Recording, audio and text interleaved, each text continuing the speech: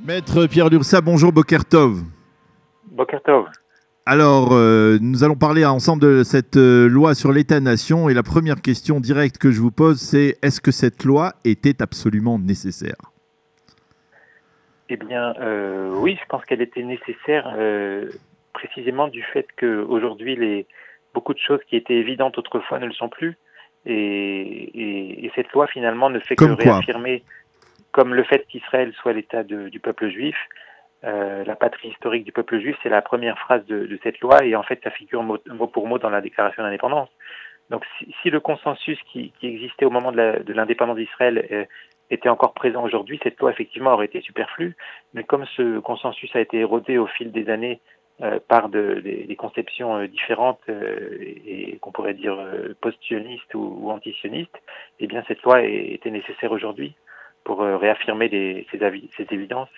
Alors, qu'est-ce qui est important dans cette loi et qu'est-ce qui est peut-être plutôt inutile? Parce qu'il faut bien avouer, dans certains milieux en Israël, eh bien, on dit elle n'avait pas de raison d'être. On insiste sur le fait que c'est une loi déclarative et que finalement, elle ne fait pas vraiment améliorer les relations avec la communauté arabe israélienne parce que, par exemple, eh bien, cette loi replace, rétrograde, on va dire, l'arabe qui était langue officielle d'Israël à un second rang derrière l'hébreu. Pourquoi avait-on besoin de rentrer dans cette problématique? Eh bien, parce que je dirais le fait que le conflit ne soit pas terminé nous oblige à revendiquer nos droits. C'est pas quelque chose d'exceptionnel.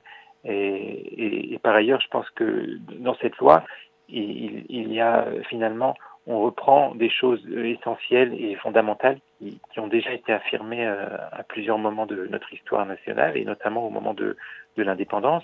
Le fait que l'État d'Israël est l'État du peuple juif, les symboles nationaux de l'État d'Israël, ou le fait que l'hébreu soit la langue de l'État d'Israël, c'est une évidence qui ne devrait poser de problème à personne. Et si justement ça pose problème à certains, c'est bien la preuve que cette loi était nécessaire.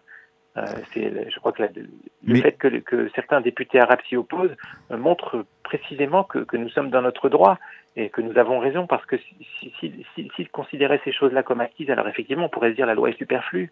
Le jour où il n'y aura plus aucune opposition arabe à l'existence de l'État d'Israël en tant qu'État-nation du peuple juif, alors effectivement cette loi sera devenue superflue. Alors, je vais citer Simi Epstein, l'historien qui était notre invité juste avant vous. On parlait avec lui de la visite du président hongrois, du Premier ministre hongrois en Israël, mais il me disait que cette loi sur l'État-nation avait un problème de base, c'est qu'elle ne réaffirmait pas l'égalité des droits pour l'ensemble des citoyens israéliens, qu'ils soient juifs, arabes, druzes ou tcherkesses. Et donc, quelque part, à partir de ce moment-là, alors que la déclaration de l'indépendance, elle, le mentionne, ce droit à l'égalité, eh bien, on a peut-être le sentiment que finalement, il y a des citoyens de seconde zone dans l'État d'Israël.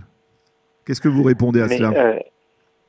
Eh bien, je réponds que la réalité prouve le contraire. Nous savons très bien que l'État d'Israël a offert une citoyenneté, un statut d'égalité aux minorités non juives dans l'État d'Israël, et toute personne de bonne foi qui connaît Israël, qui visite Israël, qui découvre Israël peut s'en apercevoir. Et prétendre le contraire, c'est simplement de la mauvaise foi. Et pourquoi ne pas l'avoir mentionné dans cette loi? Eh bien, parce que ce n'est pas l'objet de cette loi, justement.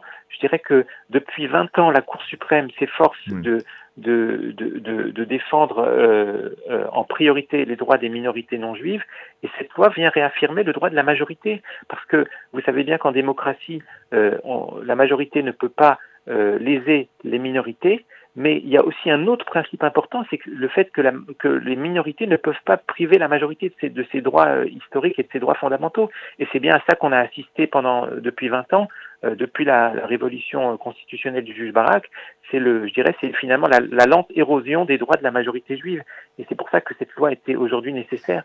C'est pour réaffirmer le fait que l'État d'Israël est l'État du peuple juif et que la majorité juive a des droits inaliénables. Ces droits-là ne doivent pas se construire, en tout cas sur le compte des droits d'autres citoyens des minorités? Mais bien entendu, c'est une évidence, et personne n'entend léser les droits des minorités. Regardez la clause sur justement la langue hébraïque que vous évoquiez tout à l'heure.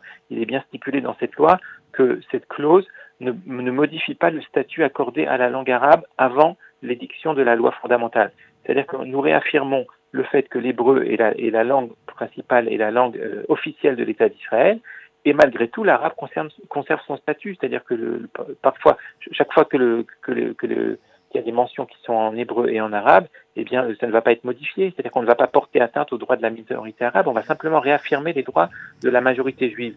Je pense que c'est quelque chose qui est au cœur du consensus israélien. Et si la gauche aujourd'hui, si une partie de la gauche s'y oppose, eh bien, ça montre que la gauche a changé. C'est pas l'État d'Israël qui a changé.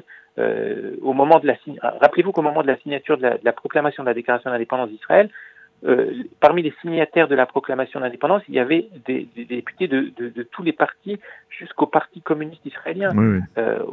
Aujourd'hui, il y a des gens du Parti travailliste qui s'indignent de cette loi, alors qu'à l'époque, même le Parti communiste israélien était d'accord pour dire que l'État d'Israël était l'État du peuple juif.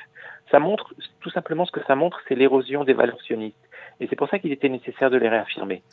Cette loi, finalement, ne fait que réaffirmer des choses élémentaires sur lesquelles tout le monde devrait être d'accord. Et qu'est-ce que vous répondez, par exemple, puisqu'on en parlait dans la presse israélienne ce matin, à un ambassadeur de l'État d'Israël, qui est l'ambassadeur, par exemple, du Panama, et qui est arabe, musulman, et qui... enfin, arabe, je ne suis pas sûr qu'il soit musulman, en tout cas, il est arabe, il est peut-être aussi arabe chrétien, mais qui vous dit, bien maintenant, j'ai un peu le sentiment que je ne suis pas un citoyen à part entière de l'État d'Israël, et cela risque de remettre en cause ma considération envers cet État.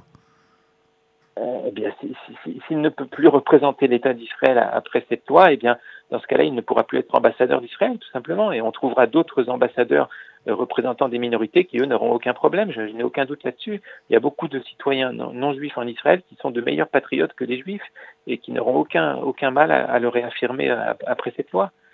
Alors, je vais vous poser un peu la même question que j'ai posée à Simi Epstein tout à l'heure, parce que en fait, ça s'inscrit, lui, il faisait une sorte de comparaison aussi entre le nationalisme d'Europe centrale, avec la visite de Viktor Orban, celui de pays comme la Hongrie ou comme la Pologne, qui est exacerbé ces dernières années, et le nationalisme du gouvernement de l'État d'Israël aujourd'hui, qui vote des lois, de plus en plus de lois, pour réaffirmer, on va dire, non seulement le caractère juif de l'État d'Israël, mais la centralité de l'État-nation. Est-ce que c'est une comparaison que l'on peut faire ou qui a une certaine valeur ? C'est une comparaison qui est faite évidemment à des fins polémiques, mais il y a une vérité derrière cela, c'est que effectivement aujourd'hui dans l'Union européenne, beaucoup de pays, notamment à l'ouest de l'Union européenne, ont totalement abandonné les valeurs de l'État-nation. Et effectivement, Israël aujourd'hui fait figure de modèle et de phare pour ceux qui n'ont pas oublié l'importance de l'État-nation. Et c'est peut-être pour ça aussi que nous avons beaucoup de différends politiques avec l'Union européenne, avec des instances ou avec des partis pour qui l'État-nation n'est plus aujourd'hui perçu comme une nécessité ou comme une réalité importante. Oui, mais le fait est que ces pays qui revendiquent l'État-nation aujourd'hui, comme la Hongrie ou la Pologne, sont des pays qui dans le passé ont eu une attitude particulièrement antisémite et qui... Alors là, pour le coup, je pense que c'est un argument spécieux. C'est parce que on peut pas essayer de prouver que aujourd'hui, l'État-nation seraient les héritiers des partis d'extrême droite ou des régimes autoritaires d'hier. Je pense que c'est un argument spécieux et c'est pas ça le vrai problème. Le fond du problème, c'est que non, ça veut dire quand on fait cette comparaison, eh bien on dit ok, l'État-nation, ça veut dire, c'est-à-dire indirectement, on a le sentiment que parler de nationalisme, ça veut implicitement, obligatoirement dire que on a une certaine forme de racisme et que on a un mépris pour des minorités, comme les Juifs en Hongrie ou en Pologne à l'époque, ou alors comme les Arabes ici en Israël. Bien sûr, je comprends bien cette argumentation, mais comme vous savez, Daniel, autrefois, l'ONU avait voté une résolution sionisme égale racisme, et maintenant on essaye de nous faire croire que nationalisme en général égale racisme. Vous savez bien que c'est faux, et nous sommes les premiers à le démontrer, parce que l'État d'Israël est tout sauf un État raciste. C'est l'État qui donne les droits les plus élargis à sa minorité non juive, et notamment à sa minorité arabe. Et la meilleure preuve de cela, c'est que lorsque les Arabes israéliens se voient interrogés dans des sondages, est-ce que vous préférez rester citoyen minorité au sein de l'État d'Israël ou alors exercer vos droits de majorité dans un futur État palestinien arabe, eh bien ils répondent tous nous préférons rester en Israël, parce qu'ils savent très bien ce que ça veut dire. Vous savez que le statut d'un arabe israélien est 100 fois meilleur à celui d'un membre de la majorité ethnique arabe en Syrie ou dans tous les pays avoisinants d'Israël. Et ça, c'est une réalité qui saute aux yeux et que personne ne peut contester. Alors, je pense que cette loi, finalement, ne fait que réaffirmer des choses fondamentales et il n'y a aucune contradiction entre l'affirmation de l'État-nation israélien et de l'État juif et le respect des droits des minorités. Et toute personne de bonne foi ne peut que le reconnaître. Eh bien... Et de ce point de vue, le gouvernement Netanyahou a fait une chose importante, et je pense que toute personne, tout sioniste, quelles que soient ses opinions de droite ou de gauche, devrait s'en féliciter.